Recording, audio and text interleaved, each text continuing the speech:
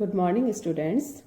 हम कल के लेक्चर से आगे करेंगे और कल हमने घूर्णित निर्देश तंत्र के लिए स्थिति के लिए रूपांतरण समीकरण लिखा था कि दोनों निर्देश तंत्रों में जो स्थिति सदिश हैं वो एक समान होंगे, r is equal to r dash. और वेग के लिए कि s निर्देश तंत्र में वेग जो है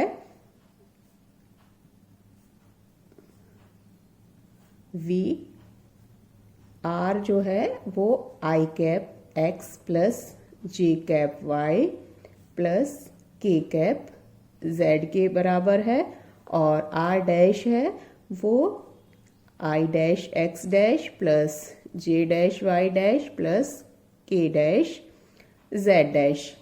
i j के s निर्देश तंत्र में जो एक्सिस है x y और z उनकी दिशा में एकांक सदिश है।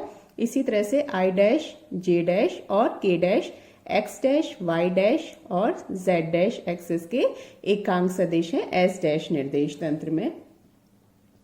और s निर्देश तंत्र के सापेक्ष s डैश है वो नियत कोणीय वेग ओमेगा से घूर्णन कर रहा है। ये हमने लास्ट लेक्चर में माना था। और तो वेग का s निर्देश तंत्र में वेग है वो होगा dr अपॉन dt, विस्थापन में परिवर्तन की दर, या r की वैल्यू पुट करें। और चूंकि जिस निर्देश तंत्र में वो पिंड स्थिर प्रेक्षक है उसके लिए वो निर्देश तंत्र स्थिर होता है, इसलिए i कैप j कैप और k कैप का d अपॉन dt होगा वो 0 हो जाएगा। केवल x y z जो पिंड के कोऑर्डिनेट्स हैं वो परिवर्तित होंगे समय के सापेक्ष। तो ये जो रिजल्ट है वो इस तरह से होगा plus j cap dy upon dt plus k cap dz upon dt। इसी तरह s डैश निर्देश तंत्र में वेग लिखें तो v डैश वो d upon dt r dash के बराबर होगा। r डैश की वैल्यू पुट कर देंगे, ये वैल्यू फिर से वही कि d अपॉन dt केवल किसका होगा, x डैश y डैश और z डैश का, क्योंकि s डैश के प्रेक्षक के लिए s डैश भी स्थिर होगा। हालांकि वो s के सापेक्ष घूर्णन कर रहा है, लेकिन s डैश के ही प्रेक्षक जो उसी के अंदर स्थित है उसके लिए वो स्थिर होगा। तो इसके लिए भी इसी तरह से रिलेशन आ जाएगा i dash dx dash upon dt plus j dash dy dash upon dt plus k dash dz dash upon dt। अब हमें v और v डैश के बीच रूपांतरण समीकरण ज्ञात करना है। उसके लिए हम क्या करेंगे, इन्हीं रिलेशन से v का मान dr अपॉन dt जो हमने यहाँ लिखाई है, लेकिन हम लास्ट लेक्चर में देख चुके कि r is equal to r dash के बराबर है, तो हम r को r डैश के बराबर पुट कर देते हैं। और r डैश की वैल्यू है i dash x dash plus j dash y dash plus k dash z dash, यानी dr अपॉन dt। अब हम s निर्देश तंत्र की बात कर रहे हैं, तो s निर्देश तंत्र के सापेक्ष s डैश है वो घूर्णन कर रहा है, इसलिए i डैश j डैश और k डैश है वो समय के साथ लगातार परिवर्तित होते रहेंगे, क्योंकि जैसे हम एक ही एक्सिस मान लीजिए बनाते हैं, अभी ये x है तो किसी समय पर x डैश यहाँ होगा, फिर कुछ घूर्णन करते हुए ये दूसरी जगह पहुंच जाएगा। इसी तरह से लगातार घूर्णन कर रहा है, तो ये जो x डैश है वो चेंज होता रहेगा। तो i डैश की दिशा भी लगातार समय के साथ परिवर्तित होती रहेगी, इसलिए जब हम s के सापेक्ष देख रहे हैं तो इन दोनों टर्म्स का d अपॉन dt होगा। i डैश का होगा एक बार, x डैश को एज सच रखेंगे, दूसरी बार x डैश का होगा, i डैश को एज सच रखेंगे। इसी तरह से तो ये दो टर्म्स आएंगी, यहाँ से भी दो टर्म्स आएंगी और यहाँ से भी दो टर्म्स आएंगी, यानी हमारे पास 6 टर्म्स आएंगी। 3 टर्म्स जिनमें एकांक सदिश का d अपॉन dt होगा और 3 टर्म्स जिनमें कोऑर्डिनेट्स का होगा, x डैश y डैश और z डैश का। तो हम इनको अलग अलग लिख देते हैं। अभी जैसे कोऑर्डिनेट्स का करें तो i dash dx dash upon dt plus j dash dy dash upon dt plus के dash D Z dash upon D T. ये तीन टर्म्स कोऑर्डिनेट के परिवर्तन के कारण, और तीन टर्म्स जो होंगी वो इस तरह से आएंगी, d i x dash as such रखा, इसी तरह से वाई डैश एज सच रखा तो D J dash upon D T plus Z dash D के डैश अपॉन डी टी।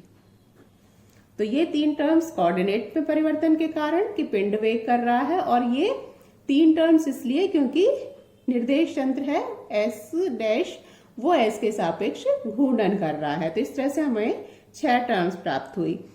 तो अब I dash D X dash upon D T plus J dash D Y dash upon D T plus के dash D Z dash upon D T क्या है, ये यहां हमने लिखाई है वी डैश के बराबर है, यानी और d r upon D t v है, तो v is equal to we dash plus ये तीन टर्म्स, इनके मान हमें निकालने हैं।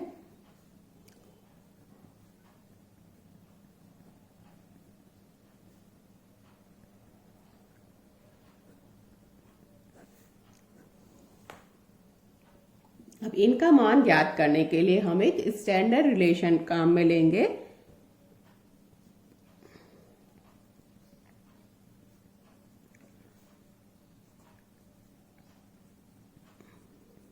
V is equal to omega cross are.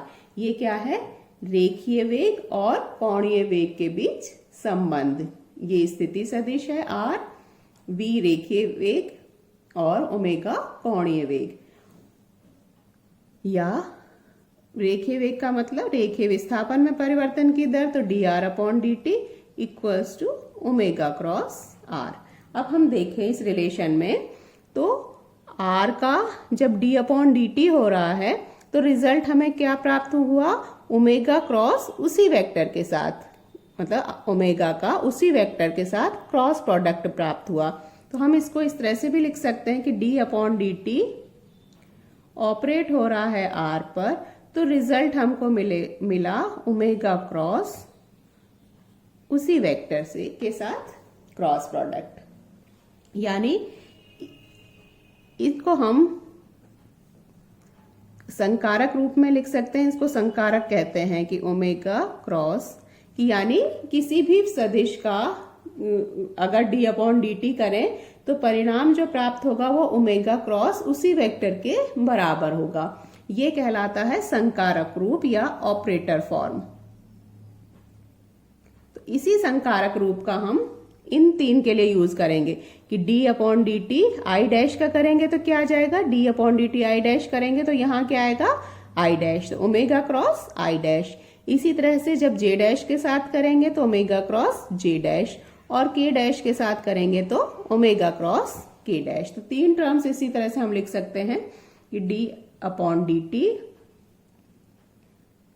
I dash equals to omega cross I dash, d upon D t j dash का तो ओमेगा क्रॉस जे dash, और d upon D t k dash का तो रिजल्ट होगा omega cross के dash.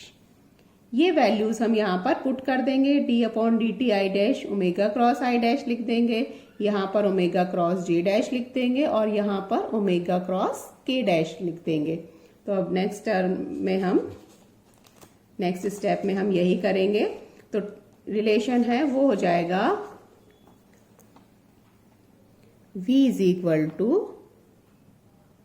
V dash plus X dash पहले से था ओमेगा क्रॉस आई डैश प्लस वाई डैश, उसके साथ भी ओमेगा क्रॉस जे dash plus Z dash omega cross के डैश।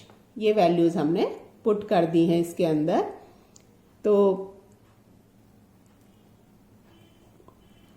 अब इनको क्या करेंगे कि एक साथ कर देंगे, एक्स डैश आई डैश के साथ, वाई डैश जे डैश के साथ, और जेड डैश के डैश के साथ, और ओमेगा सब में ही कॉमन है तो उसको हम बाहर ले लेते हैं। तो v is equal to we dash plus omega cross, इसको हमने बाहर ले लिया है तो टर्म बच जाएगी i dash x dash plus J dash Y dash plus के डैश जेड डैश। अब ये फिर से देखें तो ये किसके बराबर है, I dash x dash plus J dash Y dash plus के dash Z dash R dash के बराबर है। तो यानी v is equal to we dash plus omega cross R dash, या v का मतलब, ये तो हमारे पास पहले इसको हम बता देते हैं कि ये वेग के लिए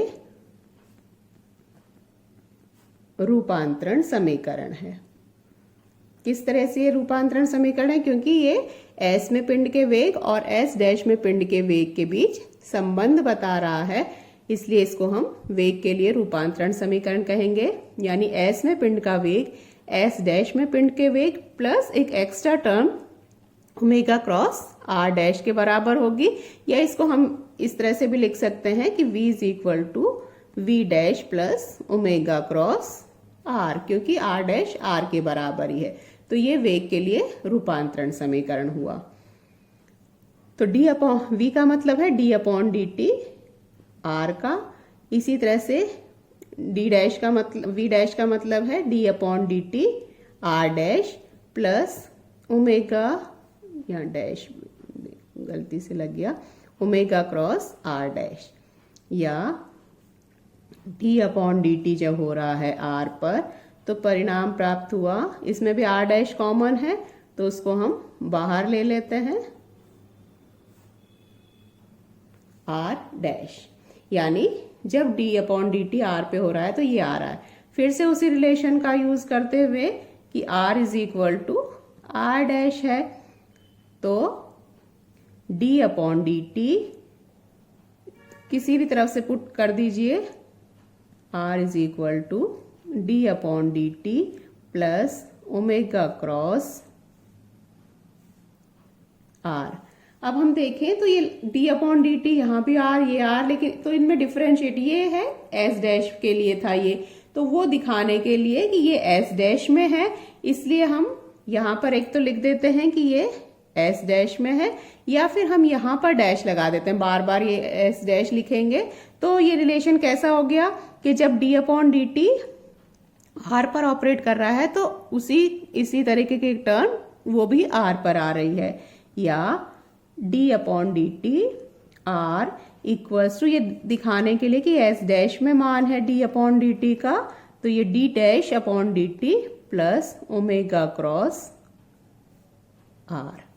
तो ये अब फिर से एक संकारक रूप में आ गया है कि जब हम सदिश r पर ऑपरेट कर रहे हैं d अपॉन डी टी, यानी उसकी क्रिया करवा रहे हैं d अपॉन डी टी की क्रिया r पर, तो जो परिणाम मिल रहा है वो d dash upon D T plus omega cross उसी वेक्टर r पर मिल रहा है।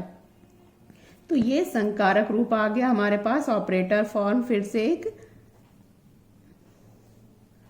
d upon D t equals to d dash upon D T plus omega cross.